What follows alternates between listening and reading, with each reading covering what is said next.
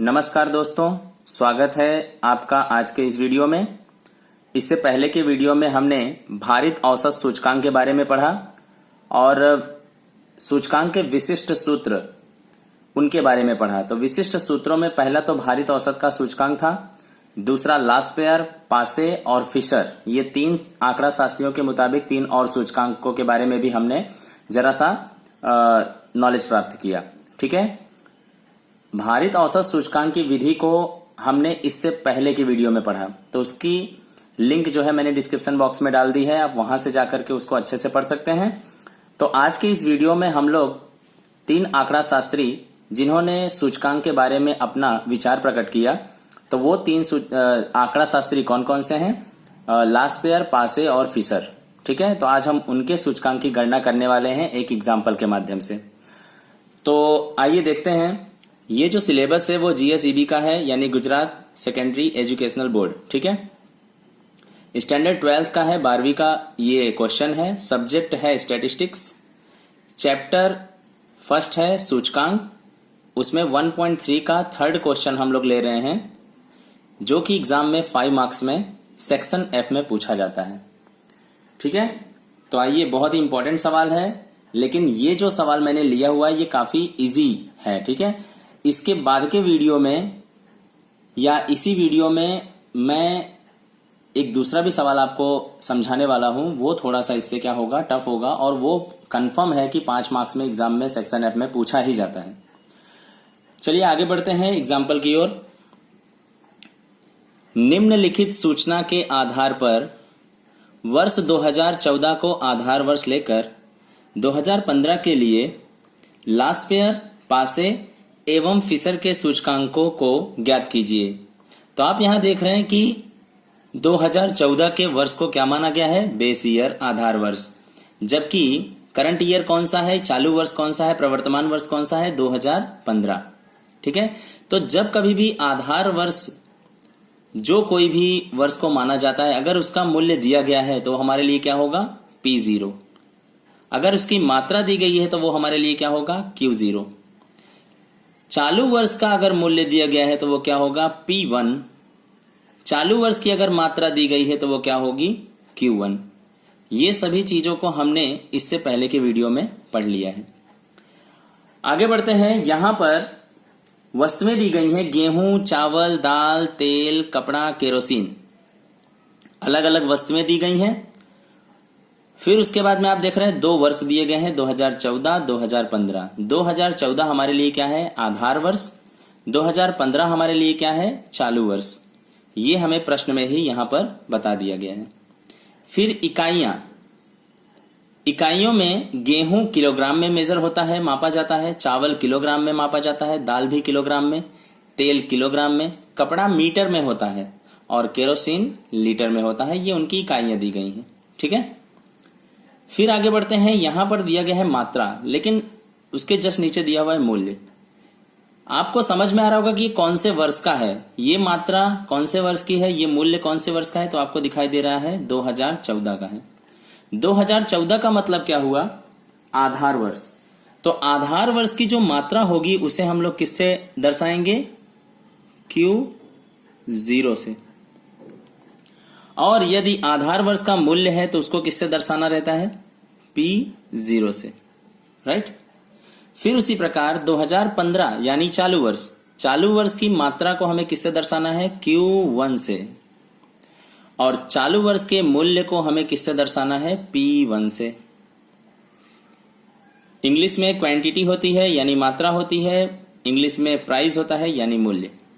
ठीक है, तो आप देख रहे हैं कि अगर मैं इसको समझाना चाहूं तो 2014 में हम 20 किलोग्राम का यूज करते थे गेहूं का, और जिसका 1 किलोग्राम का भाव था 15 रुपए। चावल 2014 में 10 किलोग्राम यूज होता था, जिसका भाव था 1 किलोग्राम का 20 रुपए। उसी प्रकार ये आधार वर्ष में हम यूज करते थे, और ये चालू वर्ष में यानी 10 किलोग्राम की हमने यहां क्या कर डाली? वृद्धि। और आप देख रहे हैं कि 15 रुपए भाव था, वो भी कितना बढ़ गया? 3 रुपए ज्यादा बढ़ गया, यानी कितना हो गया टोटल? 18 रुपए। तो उसी प्रकार अलग अलग चीजों का अलग अलग वर्ष में भाव दिया गया है और उसकी मात्रा भी दी गई है कि भाई उस वर्ष में हम कैसे यूज किया करते थे, राइट। तो आइए इस पूरे क्वेश्चन को हम लोग अपने मुताबिक, क्योंकि हम इसको सॉल्व करने जा रहे हैं तो इसको अपने मुताबिक लिखना पड़ेगा, यानी अलग से कॉलम बना करके लिखना होगा। तो सबसे पहले क्या लिखा जाता है, वस्तुएं। ठीक है, तो यहां पर मैंने वस्तुओं को लिख लिया हुआ है। ये हल के बाद में जो कुछ भी मैं लिखता हूं ये सब आपको एग्जाम में करना है, क्वेश्चन लिखने की आवश्यकता एग्जाम में नहीं है। तो यहां पर मैंने वस्तुओं को लिख लिया है, गेहूं, चावल, दाल, तेल, कपड़ा, केरोसिन। गेहूं, चावल, दाल, तेल, कपड़ा, केरोसिन। ठीक है, फिर उसके जस्ट बगल में हमें क्या लिखनी है, इकाई। इकाई में क्या था, kilogram, kilogram, kilogram, kilogram, metre और लीटर, राइट। शॉर्ट में आप लिख सकते हैं एग्जाम में भी, कोई दिक्कत नहीं है, कोई भी मार्क्स कटने वाला नहीं है। आगे बढ़ते हैं।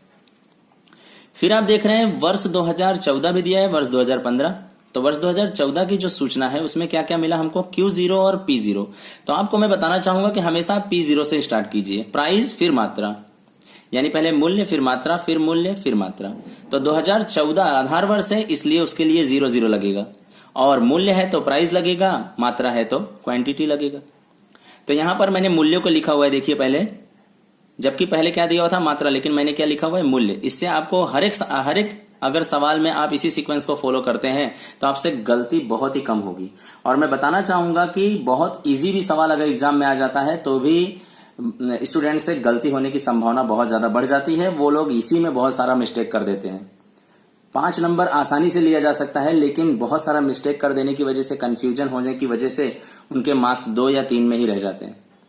तो मैं आपको अच्छे से सिखा रहा हूं, ध्यान से सीखिए और वीडियो में अंत तक बने रहिए। P0 Q0 आप देख रहे हैं, मैंने सबसे पहले मूल्यों को लिख लिया है, 15, 20, 26.50 यहां आपको दिखाई दे रहा होगा। फिर मात्रा को भी मैंने लिख लिया हुआ है Q0, राइट। ये आधार वर्ष की मात्रा, ये आधार वर्ष का मूल्य। उसी प्रकार ये चालू वर्ष की मात्रा और ये चालू वर्ष का मूल्य है। यहां पर भी आपको दिखाई दे रहा है मात्रा 30, 15 ये हमने लिखा हुआ है, और मूल्य भी दिखाई दे रहा है 18, 31.25, 29.50, इस प्रकार से। अब ये तो हमने जस्ट केवल सवाल ही लिखा है, ठीक है। अब आपको याद होना चाहिए कि हमें निकालना क्या क्या है इस सवाल में। तो आप देख रहे हैं कि लास्ट पेयर निकालना है, लास्ट पेयर का सूचकांक निकालना है, पासे का सूचकांक निकालना है और फिशर का सूचकांक निकालना है। इन तीनों के सूचकांकों की हमें क्या करनी है, गणना। तो आपको पता है कि इन तीनों का सूचकांक निकालने के लिए कुछ सूत्र हमने इससे पहले की वीडियो में समझा था। तो उस सूत्र में लास्ट पेयर के लिए मैंने आपको 1000 की गाइडलाइंस दी थी और पासे के लिए 1101 मैंने बताया था, ठीक है। तो उसी प्रकार देखिए आप, हम यहां पर फटाफट वैसे ही करेंगे, 1000, तो ये कितना हो गया, 1000। फिर पासे के सूचकांक की गणना के लिए हमने क्या लिया था, 1101, 1101, राइट।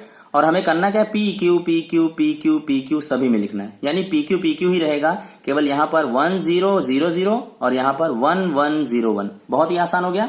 चलिए सबसे पहले हमें तो क्या करना रहता है, इसके फॉर्मूला को लिख लोगे तो आपको बहुत ज्यादा आसानी हो जाएगी। और अगर नहीं भी याद है तो मैंने बताया था 1000 और 1101 के माध्यम से आप आराम से कर सकते हैं। और फिशर के सूचकांक को तो गणना करने की यानी याद करने की कोई जरूरत नहीं है, क्योंकि ये तो आईएल और आईपी से ही आराम से प्राप्त हो जाता है, ठीक है। चलिए फिर आगे बढ़ते हैं। यहां पर हमने लिख लिया है P1 Q0 P0 Q0 P1 Q1 P0 Q1, right.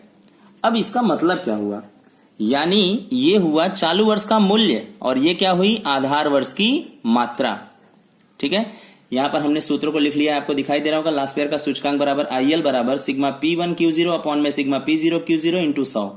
उसी प्रकार पासे के भी सूचकांक का सूत्र लिखा है, यानी आईपी बराबर में सिग्मा P1 Q1 अपॉन में सिग्मा P0 Q1 इंटू 100। फिर फिशर का सूचकांक बहुत ही आसान है, if into bracket IL into IP, यानी इन दोनों का जो जवाब आएगा उसको यहां पर लिख करके उसका अंडर रूट निकाल देंगे, बस हमारा जवाब आ जाएगा, राइट। अब यहां पर देखिए P1 और Q0 के बीच में कौन सा सिंबल है, तो मल्टीप्लाई, यहां पर भी मल्टीप्लाई, यहां पर भी मल्टीप्लाई, यहां पर भी मल्टीप्लाई, यानी हमें करना क्या है, P1 की कॉलम का Q0 की कॉलम से गुणा करना है। तो आपको P1 दिखाई दे रहा है क्या, और Q0 दिखाई दे रहा है, इन दोनों का हमें क्या करना है, ध्यान से मल्टीप्लाई करना है, क्योंकि यहीं पर हमसे गलती होती है। तो उंगलियों को रख करके ही हम लोग इसको मल्टीप्लाई करेंगे। तो आप देख रहे हैं कि P1 कितना है, 18 और Q0 कितना है, 20। तो 18 दूनी 36, यानी कितना हो जाएगा, 360। कैलकुलेटर के माध्यम से करेंगे तो ज्यादा बेटर रहेगा। तो मैं ले लेता हूं 20 मल्टीप्लाई बाय 18, तो आ गया 360। फिर 10 इंटू 31.25 तो हो गया 312.5। फिर 10 इंटू 29.5 तो हो गया 295। 6 इंटू 30 हो गया 180। 15 इंटू 25 375। 18 इंटू 28.8 518.4। खास याद रखना है, निगाहें हटी दुर्घटना घटी। यानी अगर आप उंगलियों को रख करके अच्छे से नहीं कैलकुलेट करते हो तो आपका हाथ कब इधर पहुंच जाएगा या आपकी निगाहें कब इधर पहुंच जाएंगी, कुछ भरोसा नहीं है। तो आपको खास ध्यान रखना है कि P1 और Q0 की ही लाइन को अच्छे से आपको पकड़ के चलना है, राइट। चलिए, तो यहां पर मैंने सबको गुणा कर लिया है, लेकिन आपको मालूम है कि इसके हमें गुणा की केवल जरूरत नहीं, इसके टोटल की जरूरत है। तो आप देखिए, मैंने हर बार इसको कैलकुलेट किया और इज इक्वल टू की बटन दबाते गया। अब मैं डायरेक्टली यहां GT अगर दबा देता हूं, अपने आप क्या हो जाएगा, टोटल हो जाएगा। तो यहां पर मैंने टोटल ले लिया है 2040.9। यह हमें क्या मिल गया, सिग्मा P1Q0, राइट। इसकी जरूरत लास्ट पेयर के फॉर्मूले में है।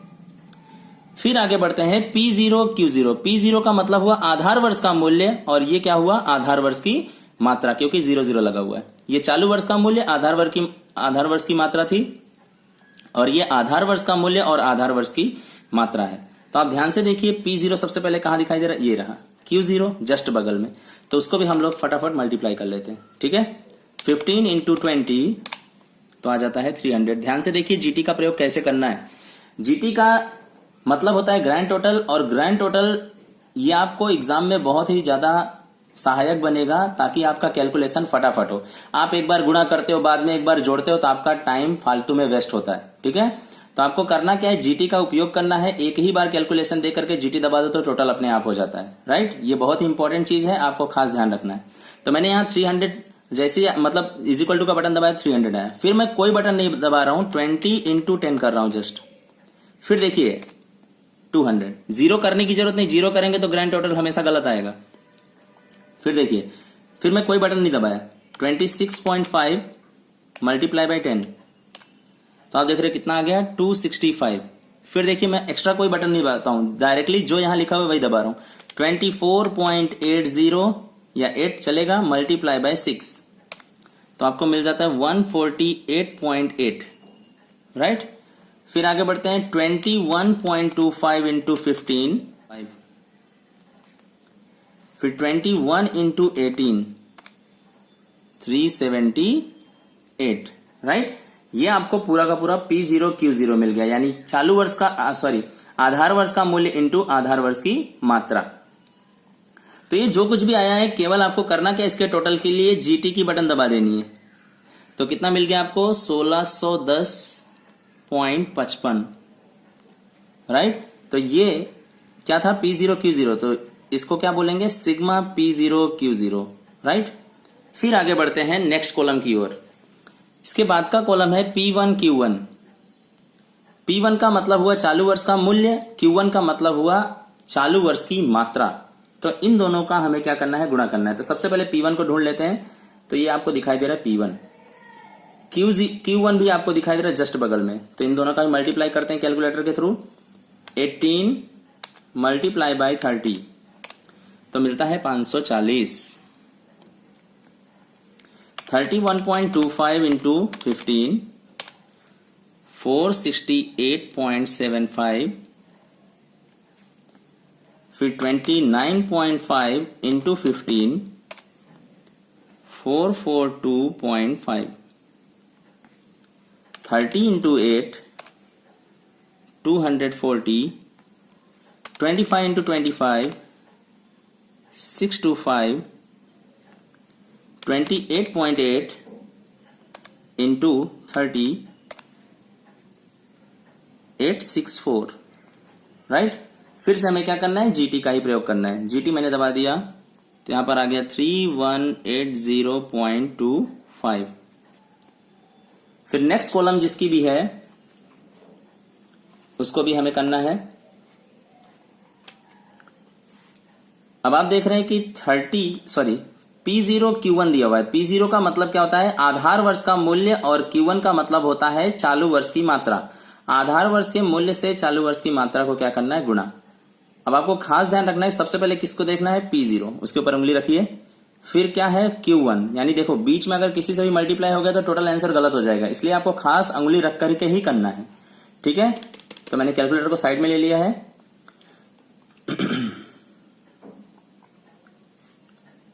15 इंटू 30, 15 इंटू 30 तो आ जाता है 450। फिर 20 इंटू 15, इसमें जल्दबाजी आपको बिल्कुल नहीं करना है, सावधानी पूर्वक करना है। तो कितना आ जाता है? 300।